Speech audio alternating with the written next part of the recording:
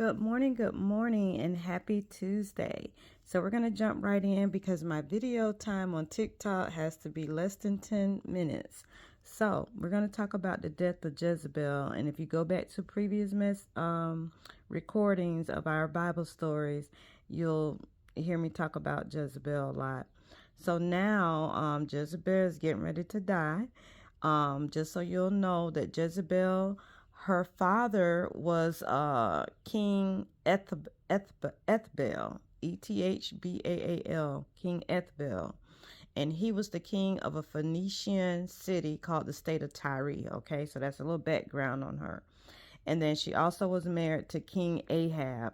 And Ahab was the seventh king of the North Israelite nation. So let's jump in. So it says here, when Jezebel, the queen mother, heard that Jehu had come to Jezreel. So Jezreel, this place called Jezreel, remember, that was a place where King Ahab and Jezebel had a getaway palace, okay? So their getaway palace was here in Jezreel.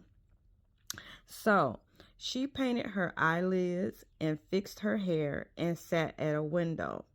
When Jehu entered and let me say something right here. A long time I thought that meant a Jezebel spirit where women couldn't put on lipstick, makeup, and that was so far from the truth. The true Jezebel spirit is how she was evil and did wicked things and worship idol gods. That was the Jezebel spirit. But it was not nothing dealing with her makeup and fixing herself up. So let's go back. Her hair and sat at a window. So when Jehu entered the gate of the palace, she shouted at him, "Have you come in peace, you murderer?" So here she was being very sarcastic. And she said, "You are just like Zimri, who murdered his master." So Zimri, he was the fifth king of Israel. So she's referring to the fifth king of Israel. And remember, Ahab was the seventh king of Israel. Now, when I say Israel, you had kings in the south and kings in the north. So the kings in the north is who I'm referring to. Ahab was a king of the north, and Zimri was a king of the north as well. All right, moving right along.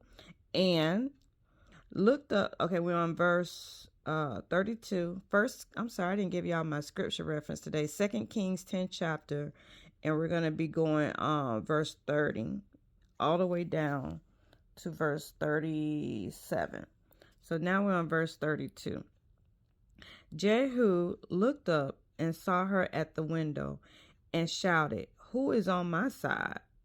And 2 and 3 eunuchs looked out at him. So the eunuchs were people that cooked, that were guards, bodyguards or guards. Whenever a person became a king, they had a harem, and that harem was protected by these eunuchs, in which they served as guards, they served as cooks, they served as administrative assistants. They serve as armor bearers, ambassadors, as a lot of things. And as you go back here, let me just go over here real quick. And we look at, let's see, I marked it already. If you see Solomon, when he had all those wives we talked about on previous Bible studies, it said he had 700 wives and 300 concubines, and sure enough, they led his heart to away from the Lord, because they began to encourage him to do idolatry worshiping false gods. So you can see every time, majority of the time, kings had a whole posse with them, and so of course they needed someone to look after them, take care of them, and also they helped the king, but these eunuchs will also help the king out as well. So when you're reading, there's so much you can pull out of these scriptures. So it say, "Throw her down." Well, let's go back and read. Hold on. Jehu looked up and saw her at the window and shouted, "Who is on my side?" And 2 or 3 eunuchs looked out at him. "Throw her down." Jehu yelled. So they threw her out the window, and some of her blood splattered against the wall and on the horses. And Jehu trampled her body under his horse hooves.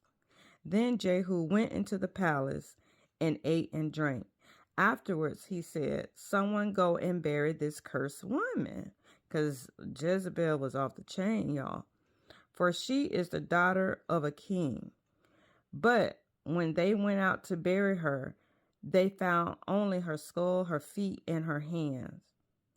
So she's a daughter of the king, which is who I mentioned earlier, the king of Phoenician, which is the state of Tyre. Okay, when they returned and told Jehu, he stated, "This fulfills the message from the Lord, which he spoke through his servant Elijah." Elijah was the one taken up in that whirlwind that we talked about last week. So, at that plot of land, and this is what the prophecy was. At that plot of land in Jezreel, dogs will eat Jezebel's flesh, and the body will be scattered like dung on the fields of Jezreel, so that no one will be able to recognize her. Sometimes I have to pause here because I'm trying to record and read at the same time and have this camera position where you could see it as well. So yeah, that's pretty much it. We're almost 7 minutes into the video, but let's flip over here, which we did look at that one scripture, but let's go look at this one, and then we're going to wrap it up. So over here, this is a prophecy from Elijah. It say, yes, Elijah answered, "I have come because you have sold yourself to what is evil in the Lord's sight. And the Lord is going to bring disaster to you and sweep you away." Okay. He will not let a single one of you, your male, decent slave or free alike, survive in Israel. And then we jump down here. It say, "The Lord has also told me the dog of Jezreel, the dogs of Jezreel, will eat the body of your wife Jezebel at the city wall." So this was already prophesied that this was going to take place. And as I wrap this up, y'all, God hates idolatry worship. Do not put nothing before God. I have said it over and over and showed you over and over throughout scripture. So remember, he gets really angry. This is the mind of God. Read the word, you learn the mind of God. He hates when you put something before him. He is the one and only true living God. So Jezebel was doing evil in the sight of the Lord, getting people to worship idolatry, idol gods, false gods, and this is the consequences. Have a great day.